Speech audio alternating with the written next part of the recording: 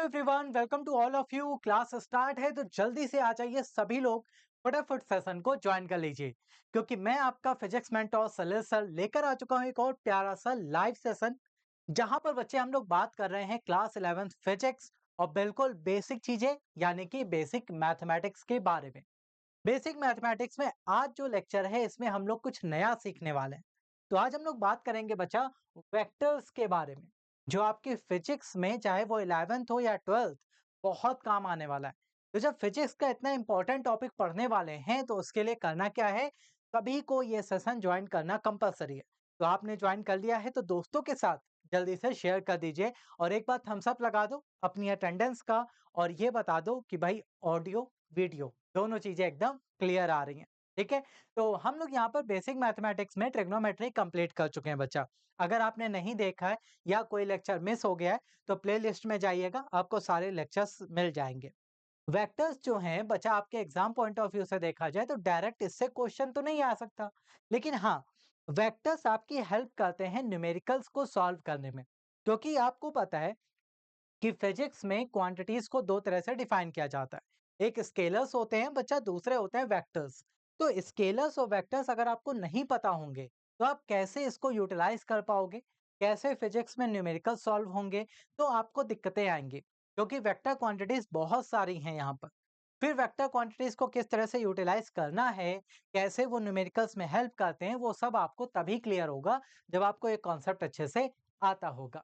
ठीक है, तो चलिए आज के लेक्चर में इसे ही करते हैं स्टार्ट। उससे पहले बता दें कि जो नए बच्चे हमारे साथ जुड़े हैं वो रेगुलर क्लासेस जरूर ज्वाइन करें, क्योंकि आपकी जो क्लासेस है क्लास 11th के लिए वो आपको चारों सब्जेक्ट की क्लासेस रेगुलर मिल रही हैं। आपके जो क्लासेस का टाइमिंग है बच्चा वो है आपका 8 to 8:40 एंड 8:50 to 9:30।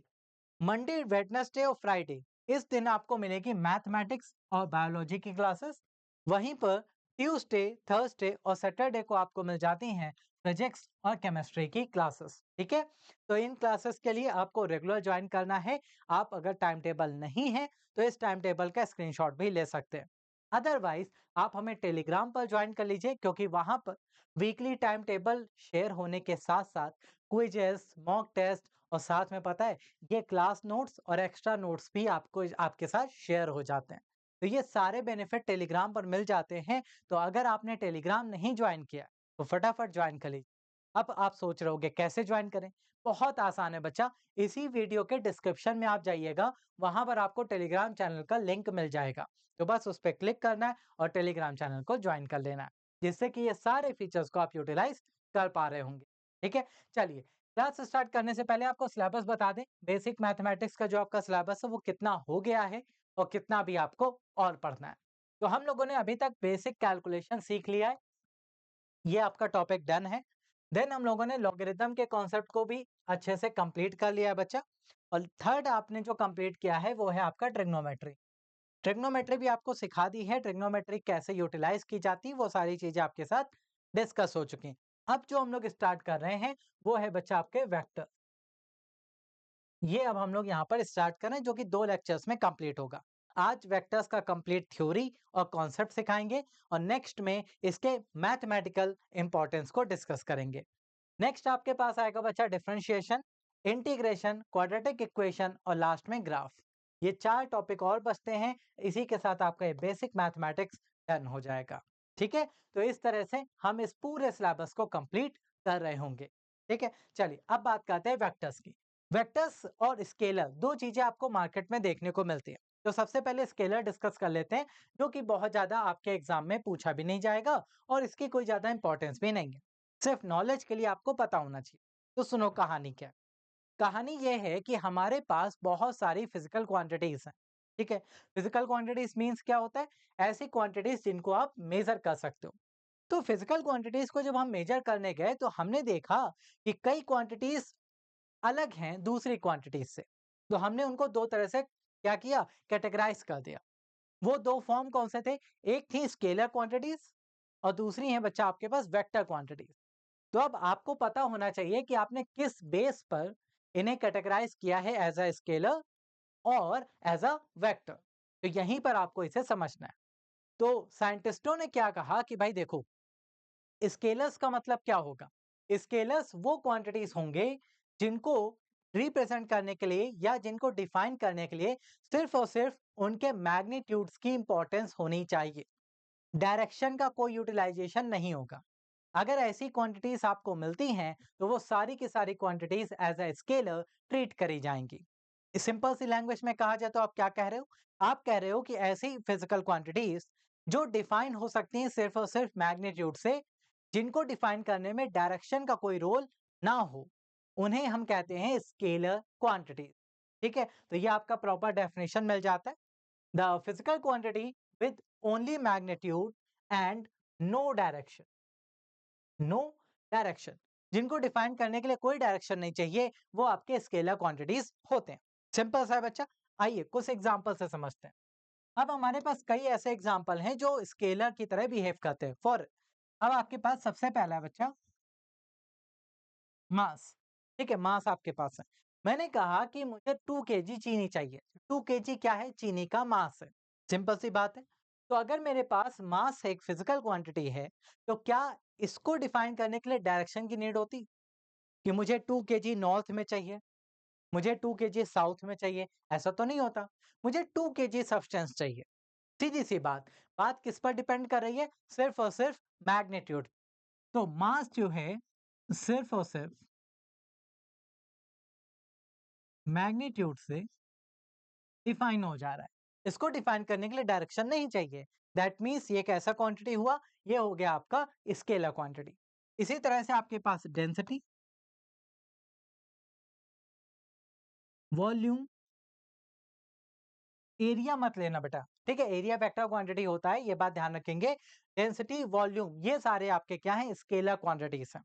ओके, वहीं पर आपसे बात करी जाए डिस्टेंस। डिस्टेंस और डिस्प्लेसमेंट तो अलग चीजें हैं। डिस्टेंस एक तरीके की लेंथ है, तो लेंथ को डिफाइन करने के लिए आपको किसी भी तरह की डायरेक्शन की नीड नहीं होती बच्चा। ठीक है, टाइम, टाइम को भी डिफाइन करने के लिए आपको डायरेक्शन नहीं चाहिए। इसी तरह से एनर्जी, एनर्जी डिफाइन करने में क्या कोई डायरेक्शन चाहिए? बिल्कुल नहीं। वर्क, पावर, ये ऐसी चीजें हैं जो without any direction completely define हो सकती हैं। ये सिर्फ और सिर्फ मैग्नीट्यूड से ही एक्सप्लेन हो जाती। तो इन सारे क्वांटिटीज को आप स्केलर की तरह ट्रीट करेंगे। बात क्लियर हो गई सभी को? यहाँ पर एरिया मैंने नहीं लिया है बच्चा, एरिया जरूर ध्यान रखिएगा। ओके, ये इंपॉर्टेंट पार्ट है। अच्छा, यहाँ पर एक चीज और है जो सबसे ज्यादा कंफ्यूजन आपको देती है, वो है बच्चा इलेक्ट्रिक करंट। Electric current. अब इलेक्ट्रिक करंट के बारे में काफी सारे डाउट्स होते हैं। तो इलेक्ट्रिक करंट एक स्केलर क्वांटिटी है। खैर, वो जो डाउट है वो अभी आगे आपको डिस्कस करेंगे, बट अभी के लिए याद रख लीजिए कि इलेक्ट्रिक करंट क्या है? एक स्केलर क्वांटिटी है। बात क्लियर? तो अगर आज के बाद आपसे कोई पूछता है कि स्केलर क्वांटिटीज कैसे डिफाइन करेंगे, तो क्या आप अब नहीं बता सकते? बता सकते हो ना बिल्कुल अच्छे से। अभी वेक्टर्स की बात नहीं कर रहे हैं बच्चा, सिर्फ स्केलर्स की। तो क्या आप स्केलर डिफाइन कर सकते हैं? हाँ या ना जल्दी से बता दीजिए। जल्दी से कमेंट करो कि हाँ सर, अब स्केलर डिफाइन कर सकते हैं, कोई दिक्कत नहीं। क्यों? ऐसी क्वांटिटीज जो सिर्फ मैग्नीट्यूड से डिफाइन होती हैं, डायरेक्शन की नीड नहीं है, वो सब के सब स्केलर हैं। ये आपके सारे स्केलर क्वांटिटीज के एग्जांपल लिखे हुए हैं। ओके, चलिए अब आते हैं बच्चा नेक्स्ट पार्ट। अगला पार्ट है प्यारे बच्चे आपके पास वेक्टर्स। वेक्टर्स एक्चुअल में वो क्वांटिटीज होती हैं, वो फिजिकल क्वांटिटीज हैं जो मैग्नीट्यूड के साथ साथ डायरेक्शन पर भी डिपेंड करती हैं। यही तो आप बचपन से सुनते आ रहे हो। 10th में भी आपने स्केलर और वेक्टर अगर पढ़ा है, तो यही प्रॉपर डेफिनेशन आपको बताई जाती, वही मैं भी बता रहा हूँ। 11th में अलग क्या है, वो अभी आगे बताऊँ। बस अभी थोड़ा सा फोकस यहाँ पर रखिए। बच्चा, वेक्टर्स का मतलब क्या? ऐसे फिजिकल क्वांटिटीज जो डायरेक्शन और मैग्नीट्यूड दोनों पर डिपेंड करते हैं, वो होते हैं आपके वेक्टर्स। फॉर एग्जाम्पल, अब आपको ऐसी क्वांटिटीज मुझे बतानी है जो डायरेक्शन के बिना एक्सप्लेन ही नहीं हो सकते। तो जरा आप भी बताने का ट्राई करिए कि आपके आसपास ऐसा क्या मिलता है जो बिना डायरेक्शन के डिफाइन नहीं हो सकता। तो आपके मन में कुछ एग्जांपल आ रहे होंगे, लाइक डिस्प्लेसमेंट। डिस्प्लेसमेंट एक ऐसा फिजिकल क्वांटिटी है जो विदाउट डायरेक्शन नहीं एक्सप्लेन हो सकता। तो ये आपका एग्जांपल है। वेलोसिटी, वेलोसिटी अगर आप एक्सप्लेन कर रहे हैं तो आपको डायरेक्शन बतानी ही पड़ेगी, अदरवाइज आप उसे एज अ स्पीड ट्रीट करेंगे। Speed and velocity both are different things. Okay, ये याद रखेंगे। फोर्स, जब भी आप किसी ऑब्जेक्ट पर फोर्स अप्लाई करते हैं तो आप एक पर्टिकुलर डायरेक्शन में फोर्स लगाते हैं, रैंडम फोर्स नहीं लगता। तो जब आप पर्टिकुलर डायरेक्शन में फोर्स लगाएंगे तो उसके पास एक डायरेक्शन आना कंपलसरी है। तो इसीलिए ये भी एक वेक्टर क्वांटिटी की तरह ट्रीट करना है आपको। टॉर्क, टॉर्क, टॉर्क भी आपका कैसा क्वांटिटी है बच्चा? ये एक वेक्टर क्वांटिटी है। क्यों? क्योंकि ये भी डायरेक्शन के साथ ही एक्सप्लेन किया जाता है। ग्रेविटेशनल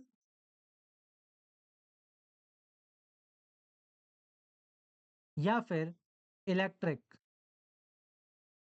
फील्ड, फील्ड जितनी भी आपको मिलती है बच्चा, वो सारी की सारी क्या है?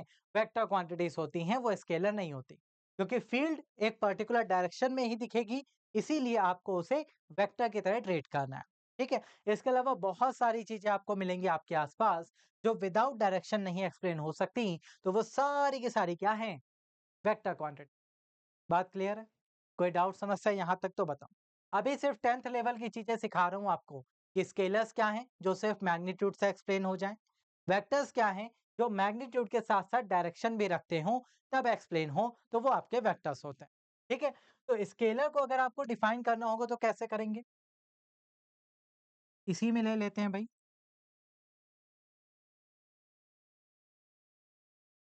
अगर आपको ए एक स्केलर है तो आप इसको सिंपली ऐसे डिफाइन कर सकते हैं, स्केलर ए, खत्म। ठीक है, ये आपका कैपिटल बन गया, इसको भैया स्मॉल कर लेना। ठीक है, ओके, ये आपका स्केलर है। बट अगर आपको वेक्टर को डिफाइन करना होता है तो कैसे करते हैं?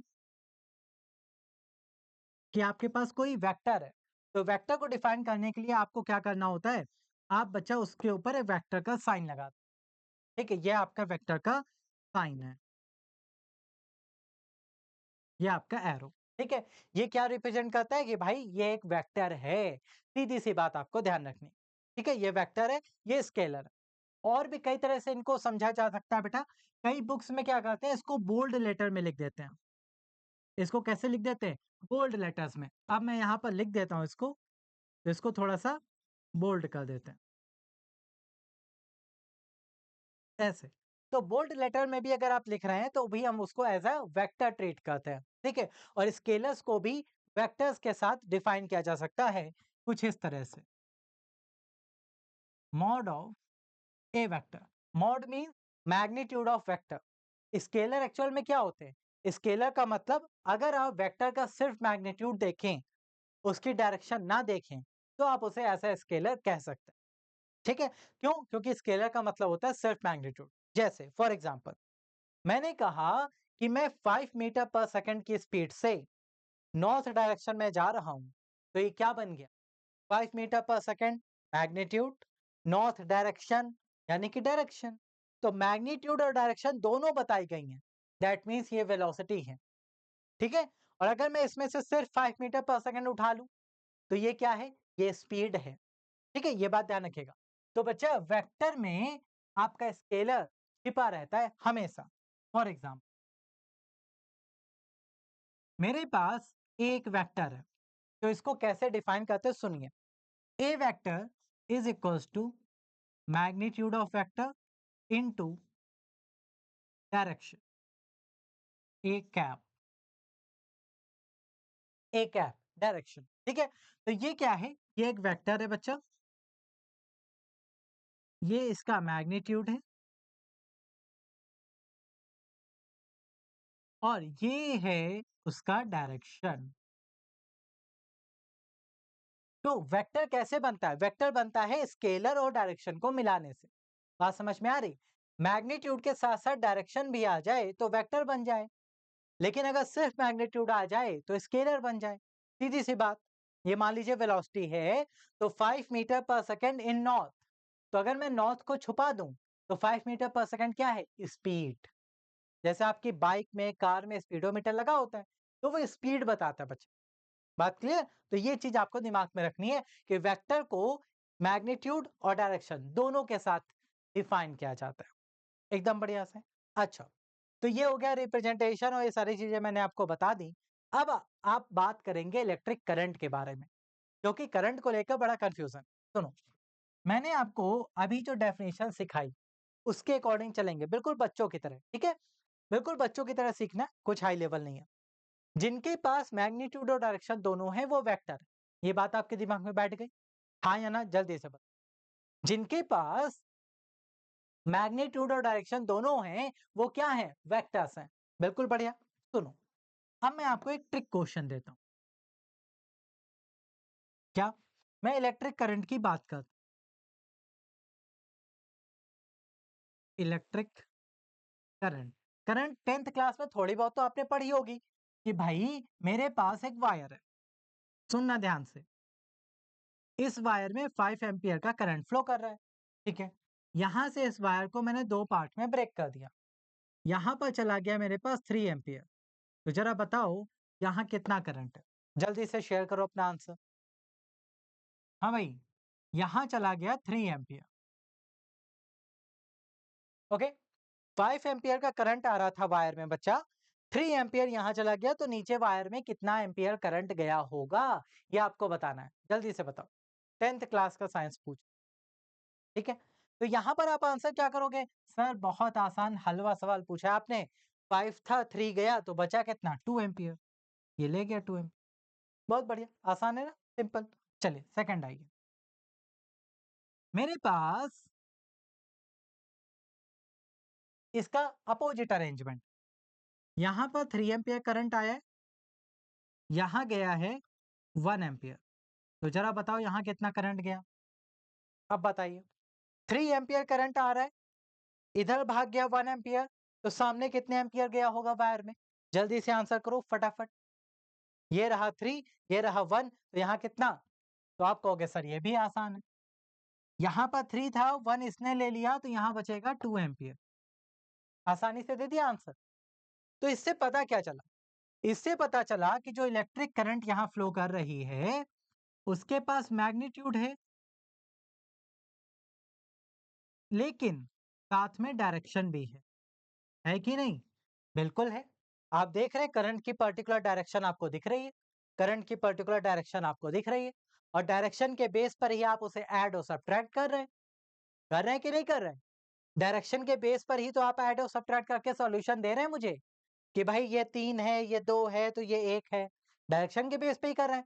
बिल्कुल सही। ये इतना कंफ्यूजिंग क्वेश्चन है ना कि बहुत से बच्चे इसको गलत समझे बैठे हैं और बहुत से तो रटे बैठे हैं, लेकिन कॉन्सेप्ट किसी को नहीं आता। तो वो सीख लो। बच्चा करंट क्या है?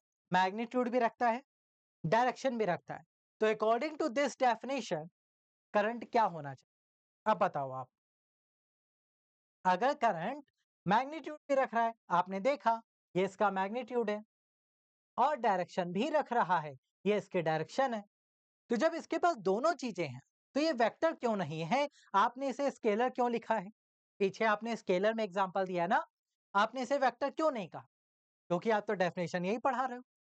तो यहां पर ही आता है ट्विस्ट। एक्चुअल में जो 10th तक आप वेक्टर्स के डेफिनेशन पढ़ते हो वो 100% कंप्लीट नहीं है, ये इनकम्प्लीट डेफिनेशन। वेक्टर्स होने के लिए सिर्फ डायरेक्शन का होना कंपलसरी नहीं है, डायरेक्शन के साथ भी एक चीज होनी चाहिए। क्या भाई? डायरेक्शन हो, मैग्नीट्यूड हो, बिल्कुल सही। एड ऑन क्या होना चाहिए? एड ऑन सुन लो, अब 11th में यही डिफरेंस है। एड ऑन क्या है बेटा? कि जो भी क्वांटिटी है वो वेक्टर एडिशन लॉ फॉलो करना चाहिए, ठीक है? Must follow vector addition law. Vector addition law follow होना कंपलसरी है, और यहां पर जो आप ऐड और सब्ट्रैक्ट कर रहे हैं वो नॉर्मल एल्जेब्रिक कर रहे हैं, ये सिंपल एल्जेब्रिक कैलकुलेशन है। तो वेक्टर होने के लिए यहां पर ये नॉर्मल एल्जेब्रिक कैलकुलेशन यूज करता है। ये वेक्टर एडिशन लॉ फॉलो ही नहीं करता कि डायरेक्शन के हिसाब से चलो, नहीं करता। अब आप में से कई बच्चे होंगे ये वेक्टर एडिशन लॉ क्या होता है, हमने तो सुना ही नहीं। कोई बात नहीं, आगे सुन लोगे नेक्स्ट लेक्चर में जब आपको मैथमेटिक्स सिखाएंगे। अभी सिर्फ जान लो बच्चा वेक्टर एडिशन लॉ अगर आपने फॉलो नहीं किया है, आप नॉर्मल कैलकुलेशन कर रहे हो, तो वो स्केलर ही है, वो वेक्टर नहीं हो सकता। वेक्टर तभी कहोगे जब वो वेक्टर एडिशन लॉ फॉलो करे। इसीलिए कई बुक्स में आपको दिखाई देता है आई एक स्केलर है, और कई स्मार्ट बुक है जो आपको और पागल बनाती हैं कि आई ना वेक्टर है ना स्केलर, वो टेंसर है। टेंसर, अब आप कहोगे सर ये टेंसर क्या है? एक नया टेंशन आ गया। अभी तक तो वेक्टर और स्केलर सीख रहे थे, अब ये टेंशन और बढ़ गई। क्यों? क्योंकि टेंसर आ गया है हमारे पास। तो टेंसर कुछ नई चीज नहीं है बच्चा, ना ना ना ना ना। टेंसर एक्चुअल में जीरो ऑर्डर स्केलर को ही कहते हैं। टेंसर क्या है? टेंसर एक्चुअल में स्केलर है जीरो ऑर्डर। ठीक है, खैर इतना डीप अभी मत जाइए, वो सब आपको टाइमली सिखाते रहेंगे। अभी सिर्फ ये जानो, टेंसर अगर कहीं लिख के आ रहा है तो दिमाग में बैठा लेना कि जीरो ऑर्डर स्केलर ही टेंसर होते हैं। ठीक है, तो है ये अल्टीमेटली एक स्केलर क्वांटिटी। क्यों स्केलर है, रीजन समझ में आया? अब आज के बाद आपसे कोई पूछे अगर कि भाई करंट में तो मैग्नीट्यूड डायरेक्शन दोनों होते हैं, लेकिन फिर भी वो स्केलर क्यों होता है, तो आप रीजन बताओगे कि सर देखिए करंट जो है वो वेक्टर एडिशन लॉ फॉलो नहीं करती, वो सिर्फ फॉलो करता है क्या, अलजेब्रिक न्यूमेरिक सॉल्यूशन, इस टाइप से। इसीलिए ये वेक्टर नहीं है, क्योंकि वेक्टर होने के लिए वेक्टर एडिशन लॉ फॉलो करना चाहिए। आप कभी ऐसे नहीं कह सकते कि एक फोर्स लग रहा है यहाँ, एक फोर्स लग रहा है यहाँ, मान लो ये 2 न्यूटन है और ये लग रहा है 4 न्यूटन, तो आप बोल दो दोनों मिला के 6 न्यूटन। हाँ भाई, डायरेक्ट नहीं कर सकते, गलत है। क्यों? क्योंकि फोर्स एक वेक्टर क्वांटिटी है, और जब भी वेक्टर क्वांटिटी है तो वेक्टर एडिशन लॉ लगेगा, डायरेक्ट ऐड और सब्ट्रैक्ट नहीं हो सकता। बात क्लियर? कोई डाउट, समस्या, परेशानी? यहां तक चीजें समझ में आ गई सभी को? बढ़िया से, नो दिक्कत समस्या, आगे बढ़े। चलो आ जाओ। तो ये हो गया बच्चा आपका, वेक्टर्स को पूरी तरह से डिफाइन कर दिया हमने कि वेक्टर्स क्या होते हैं, कैसे डिफाइन किए जाते हैं, इनमें स्केलर कहाँ छिपा होता है, मैग्नीट्यूड कैसे होते हैं, डायरेक्शन कैसे होती है, और करंट क्यों एक स्केलर है। ठीक, बढ़िया से क्लियर? तो एक थम्स अप लगाओ यार, यहाँ से क्लियर हो गया, बढ़िया से आगे बढ़ सकते हैं। ओके, चलिए अब बात करते हैं बच्चा टाइप्स ऑफ वेक्टर्स। तो वेक्टर्स बहुत सारे टाइप के आते हैं, हम आपको 10 टाइप यहाँ पर बताने वाले हैं, 2 मिनट में सिखा देंगे 10 के 10, बहुत आसान है। बस आपको उनको याद कर लेना, दिमाग में बैठा लेना, इनसे क्वेश्चन नहीं आएगा, फिर से कह रहा हूँ, ये डायरेक्ट यूटिलाइज होंगे क्वेश्चंस, इसलिए आपको आने चाहिए। ठीक है, चलिए तो 10 टाइप के वेक्टर्स कौन कौन से, एक एक करके समझते हैं। सबसे पहला बचा जीरो वेक्टर। जीरो वेक्टर नाम से ही क्लियर हो रहा है, ऐसा वेक्टर जिसका मैग्नीट्यूड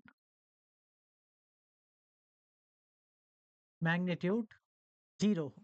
ठीक है, जैसे फॉर एग्जांपल मान लो मेरे पास एक वेक्टर ए है, तो उस वेक्टर ए को मैं ऐसे लिख दूं कि उसका मैग्नीट्यूड जीरो है, तो वो क्या बन जाएगा भाई, इसको मैं ऐसे भी लिख सकता हूँ जीरो वेक्टर, बस खत्म। Zero vector in the sense जिसका मैग्नीट्यूड, उसमें कोई मैग्नीट्यूड नहीं है, किसी भी तरह से वो मूवमेंट या कुछ भी नहीं दिखा सकता। क्यों? क्योंकि भैया वेक्टर की वैल्यू ही जीरो है। बात क्लियर? एकदम बिंदी ऐसा रखा हुआ है, ना कोई मैग्नीट्यूड, ना कोई वैल्यू, ना कुछ। ठीक, बात क्लियर हो गई? तो ये सिंपल सा आपका जीरो वेक्टर होता है। ओके, नाउ सेकंड है बच्चा आपके पास यूनिट वेक्टर, ये मोस्ट इंपॉर्टेंट है। ये है मोस्ट इंपॉर्टेंट, क्योंकि ये क्या करता है, यूनिट वेक्टर का नाम से पता चल रहा है आपको, जिसका मैग्नीट्यूड यूनिट हो, वन हो, जिसका मैग्नीट्यूड क्या हो बच्चा, वन, मैग्नीट्यूड हो वन। तो इसका यूज कहाँ होता है, इसका यूज होता है बच्चा डायरेक्शन बताने में। यूनिट वेक्टर का काम क्या है, डायरेक्शन बताने का काम है। ठीक है, तो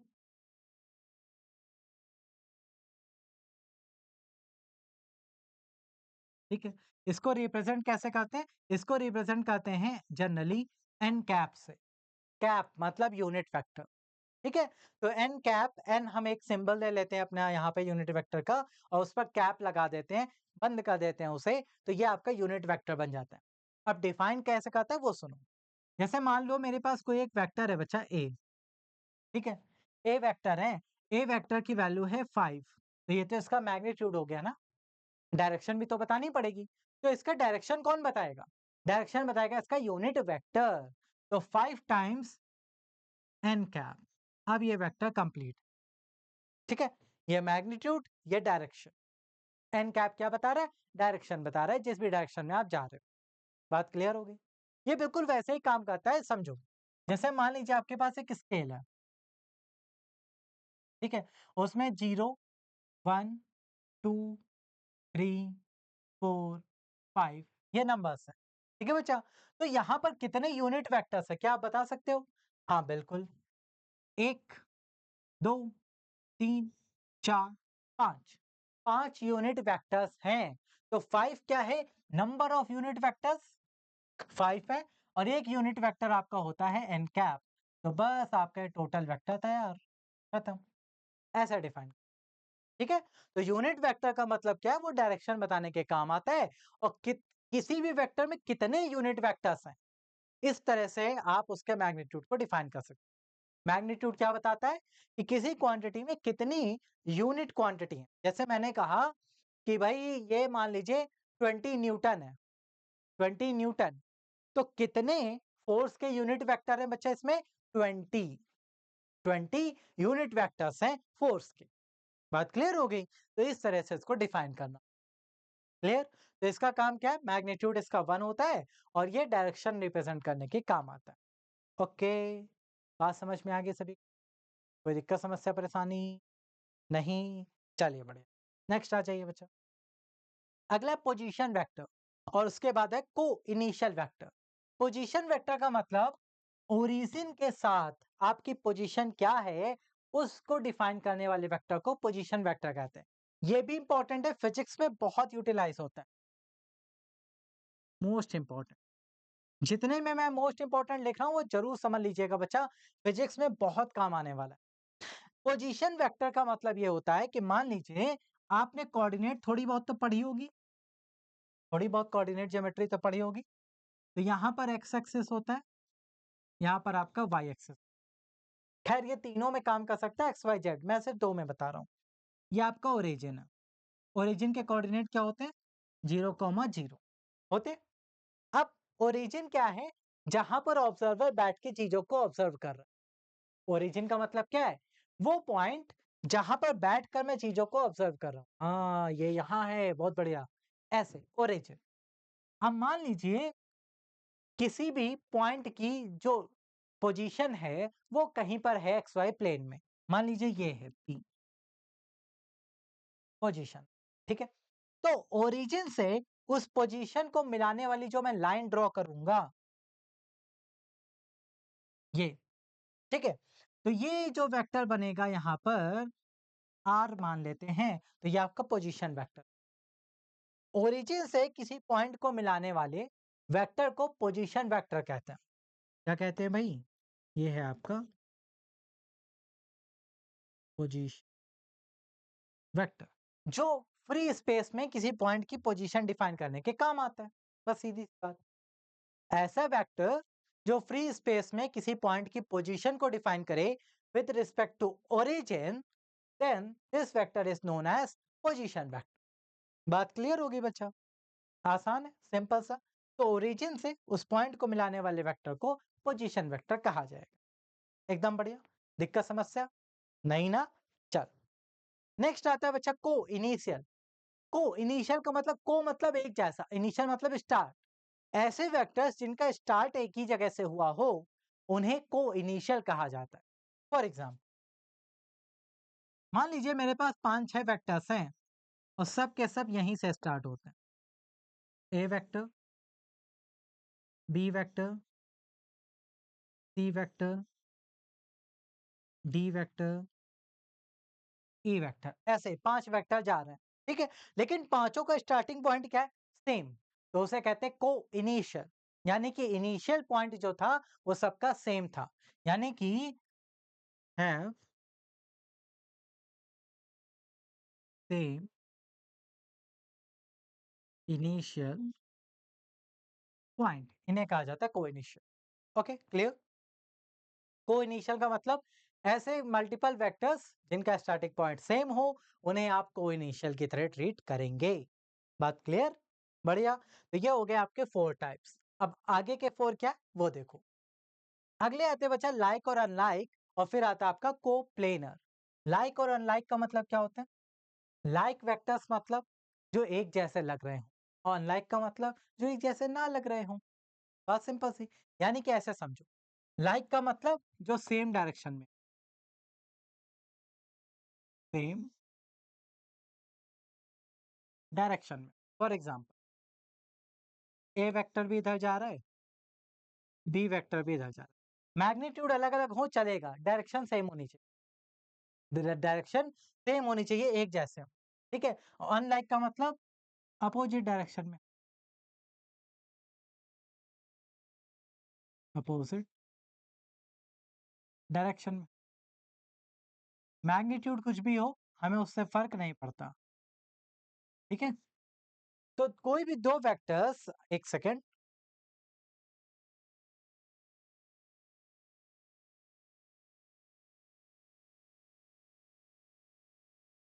ठीक है, हाँ अभी सही है।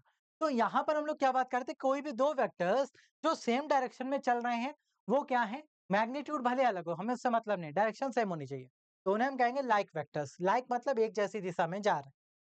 जैसे आप हैं और आपका छोटा भाई है, ठीक है, दोनों की हाइट का डिफरेंस है, वेट का भी डिफरेंस है, बहुत सारे डिफरेंस है, लेकिन अगर आप दोनों एक ही रास्ते पर सीधा सीधा जा रहे हो, एक ही डायरेक्शन में, दैट मीन्स आप लाइक वेक्टर्स हो। लेकिन अगर आप और आपका भाई दोनों अपोजिट भाग रहे हो, तो अनलाइक वेक्टर्स हो, खत्म। इतना सा समझ, ठीक है। फिर आता है बच्चा आपके पास कोप्लेनर। कोप्लेनर का मतलब जो एक ही प्लेन पर हो सारे वेक्टर्स, डायरेक्शन कुछ भी हो, कोई भी हो, हमें उससे मतलब नहीं। जैसे मान लीजिए आपने बनाया एक्स वाई प्लेन। अब इस एक्स वाई प्लेन में एक वेक्टर ए है, एक वेक्टर बी है, एक वेक्टर सी है। ठीक है, तो ये कोप्लेनर है। जो सेम प्लेन पर पाए जाते हैं, वो सारे के सारे वेक्टर कोप्लेन, क्योंकि दोनों, सॉरी, तीनों एक्स वाई प्लेन में है। तीनों वेक्टर्स कहाँ हैं? एक्स वाई प्लेन में हैं। तो जब सेम प्लेन पर वेक्टर्स होते हैं बच्चा, तो उन्हें कहा जाता है कोप्लेनर। बात समझ में आ गई? डाउट, समस्या? नहीं ना? चलिए नेक्स्ट आ जाइए। अगला है बच्चा आपके पास कोलीनियर, और उसके बाद आता है इक्वल। कोलीनियर, ये वाला हटा देते हैं, वो क्रॉस कर रहा है इसलिए। ठीक है, कोलीनियर का मतलब क्या है? जो एक ही लाइन में हो। कोलीनियर इन द सेंस क्या हुआ बच्चा? जो एक ही लाइन में हो, जो एक दूसरे के पैरेलल हो, उन्हें कहा जाएगा कोलीनियर वेक्टर्स। बात समझ में आ गई? डायरेक्शन कुछ भी हो सकती है, बस पैरेलल होने चाहिए। डायरेक्शन कुछ भी हो सकती है, आप ऐसे भी कोलीनियर कह सकते हो, ठीक है, और ऐसे भी कोलीनियर कह सकते हो। कोलीनियर इन द सेंस कि दोनों एक दूसरे के लाइन में होने चाहिए, एक दूसरे के पैरेलल होने चाहिए, बस इतनी सी बात। अगर पैरेलल है, दैट मीन्स वो कोलीनियर। अगर पैरेलल नहीं है, तो वो कोलीनियर नहीं होंगे। डायरेक्शन कुछ भी हो सकती है, सेम भी हो सकती है और अपोजिट भी हो सकती है, तो उसे कहते हैं कोलीनियर। बात क्लियर? नेक्स्ट आता है बच्चा इक्वल वेक्टर। इक्वल तो नाम से ही पता चल रहा है, मैग्नीट्यूड, डायरेक्शन दोनों सेम हो तो इक्वल वेक्टर, यानी कि सेम मैग्नीट्यूड प्लस डायरेक्शन। तो जिनके पास मैग्नीट्यूड और डायरेक्शन दोनों सेम होंगी, उन्हें कहोगे आप इक्वल वेक्टर। उन्हें आप क्या कहोगे बच्चा? इक्वल वेक्टर्स कहोगे।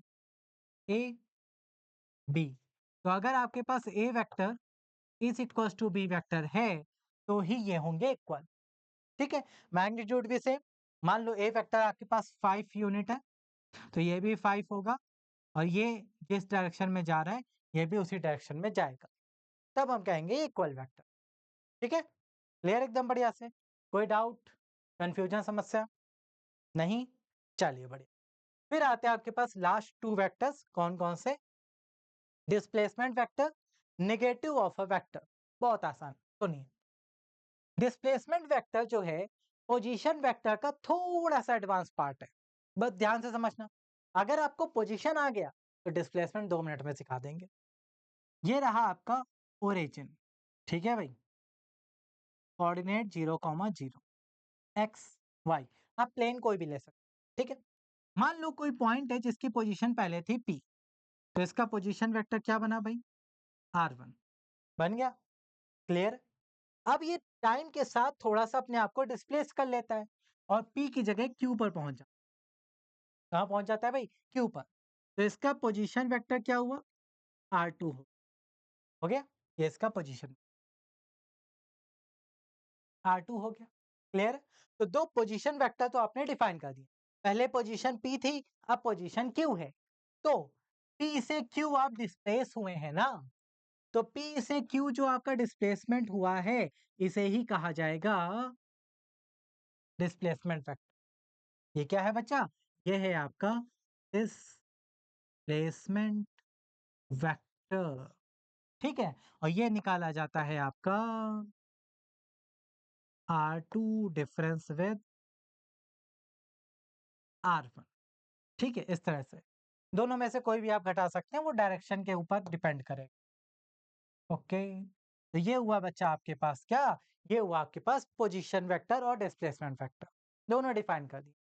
पोजीशन वेक्टर का मतलब ओरिजिन के साथ आप कहाँ पर हो, वो आपका पोजीशन वेक्टर है।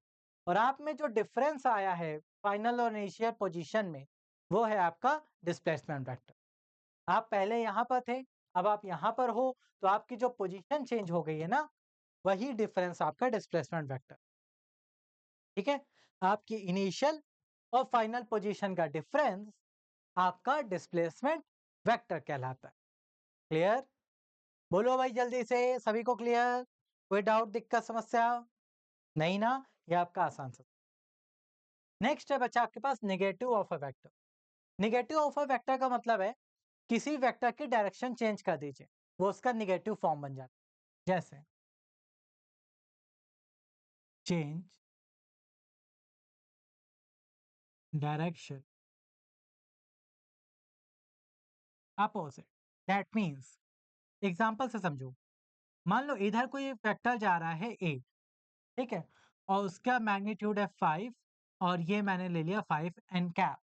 ठीक है, अब मैं क्या करूंगा, मैग्नीट्यूड चेंज नहीं करूंगा, सिर्फ डायरेक्शन रिवर्स कर दूंगा, इसकी डायरेक्शन में रिवर्स कर दूंगा। तो जैसे ही मैं इसको रिवर्स करूंगा तो ये बन जाएगा -a। बस ये नेगेटिव ऑफ अ वेक्टर हो गया, खत्म। किसी भी वेक्टर को अगर नेगेटिव बनाना है तो जिस डायरेक्शन में वो जा रहा है ना, उसके अपोजिट भेज दो, वो उसका नेगेटिव बन जाएगा। ठीक है? ऐसे एक और एग्जांपल ले लो।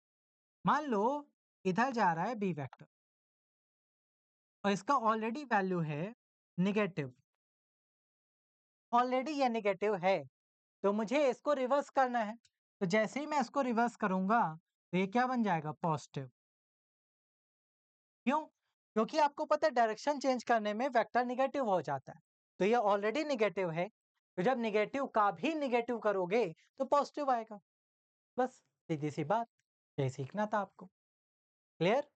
तो किसी भी वेक्टर का नेगेटिव कैसे बनाते हैं? उसको रिवर्स करके, उसकी डायरेक्शन को रिवर्स कर दीजिए, उसका नेगेटिव बन जाएगा। क्लियर है? डाउट, समस्या, परेशानी? नहीं? चलिए बहुत बढ़िया। तो अब आते हैं, ये आपका थ्योरी पार्ट कंप्लीट हो चुका है। आज के सेशन में आपने क्या सीखा? वेक्टर्स सीखे, वेक्टर्स में स्केलर्स का डिफरेंस सीखा और 10 टाइप के वेक्टर्स भी आपने सीख लिए। तो इन वेक्टर्स को अच्छे से रिवाइज करना है, ये आपकी जिम्मेदारी है। ठीक है? फिर आते हैं आपके पास प्रैक्टिस को। प्रैक्टिस क्वेश्चंस में एक दो क्वेश्चन मैं यहाँ पर करा देता हूँ, बाकी के क्वेश्चन आप घर पर ट्राई करेंगे, पक्का? चलो आ जाओ। पहला क्वेश्चन आपके सामने देखिए और आंसर बताइए। कह रहा है on adding two vectors we get. अगर मैं दो वेक्टर्स को ऐड कर देता हूं तो मुझे क्या मिलेगा? ऑब्वियस सी बात है, वेक्टर ही। दो वेक्टर जब भी ऐड होते हैं तो हमेशा आंसर में वेक्टर ही मिलता है, किसी भी तरह से स्केलर वगैरह नहीं मिलेंगे। तो आपका आंसर है ऑप्शन नंबर ए, कि सर वेक्टर मिलेगा, सीधी सी बात। Second, when two vectors in the same direction are added. Same direction में जाते हुए दो वेक्टर्स को ऐड कर दीजिए। ठीक है, the magnitude of resulting vector is equals to. तो जब भी सेम डायरेक्शन में जाते हुए दो वेक्टर जुड़ेंगे तो मैग्नीट्यूड इन दोनों के सम के इक्वल आना चाहिए। जैसे ये मान लो 5 है, तो ये आपका 2 है, तो रिजल्ट कितना आएगा? रिजल्ट आएगा भाई 5 + 2 7। ठीक है, ये आपको एडिशन वाले मैथमेटिकल पार्ट में और कराएंगे। तो आंसर क्या है? Sum of magnitudes of the vectors. Clear? ये बात ध्यान रखें। चलें, बाकी के क्वेश्चन आपके लिए होमवर्क है। 3-4 ही क्वेश्चन है जो आपके लिए होमवर्क बनेंगे, तो उन्हें जरूर सॉल्व करिएगा। और ये पीडीएफ कहाँ मिल जाएगा? ये मिल जाएगा आपको टेलीग्राम पर। और अभी तक अगर आपने हमारे ऐप को नहीं इंस्टॉल किया है और ऐप से नहीं जुड़े हो, तो ऐप जरूर इंस्टॉल कर लीजिए, क्योंकि वेदा पर आपको मिलते हैं अनलिमिटेड फीचर। यहाँ पर आपको ऐप पर भी मिल जाती हैं लाइव इंटरेक्टिव क्लासेस, साथ में PDF notes, test series, doubt session, Telegram support, booster session और भी बहुत कुछ, जो आपकी तैयारी को बेहतर बनाने में आपकी पूरी तरह से मदद करते हैं। तो ऐप का लिंक डिस्क्रिप्शन में है, क्लिक करके प्ले स्टोर से जरूर इंस्टॉल करें। साथ में यूट्यूब पर अगर पहली बार आए हो, तो फटाफट चैनल को सब्सक्राइब करें और बेल आइकन प्रेस करना मत भूलें। और इंस्टा पेज पर भी हमें फॉलो करें। यहाँ मिलता है नॉलेज बूस्ट, जो आपकी तैयारी को बेहतर बनाने में मदद करता है। आज के लिए इतना ही रखते हैं। टाइम टेबल नोट करना मत भूलिएगा, स्क्रीनशॉट ले लो। अदरवाइज एक भी क्लास मिस हुआ तो फिर आपके लिए दिक्कतें हो जाती हैं, फिर बैकलॉग लगने लगता है। ठीक है? तो बैकलॉग से बचना है तो रेगुलर क्लासेस आपको ज्वाइन करना। टाइम टेबल स्क्रीनशॉट ले सकते हैं और वीकली टाइम टेबल आपके साथ टेलीग्राम पर शेयर किया जाता है। तो टेलीग्राम से भी जुड़ जाएं, लिंक डिस्क्रिप्शन में मिल जाएगा। तो आज की सेवा यहीं तक रखते हैं। मिलते हैं आपसे नेक्स्ट क्लास में, जहां पर वेक्टर्स का मैथमेटिकल फॉर्म लेकर आएंगे। मल्टीप्लिकेशन, डिवीजन, एडिशन के मेथड, सब्ट्रैक्शन के मेथड सब सिखाएंगे। और बच्चा वो मोस्ट इंपॉर्टेंट क्लास है, मिस मत करना, क्योंकि अगर वो नहीं आया तो 11th और 12th की फिजिक्स के न्यूमेरिकल नहीं सॉल्व होंगे, क्योंकि वहां ये सारे मेथड यूटिलाइज होते हैं डायरेक्टली। ठीक है? तो उसके लिए नेक्स्ट क्लास का वेट करिए। तब तक वेदा के साथ बने रहें और अपनी तैयारी करते रहें। Thank you so much. Have a great day. Take care. Bye bye.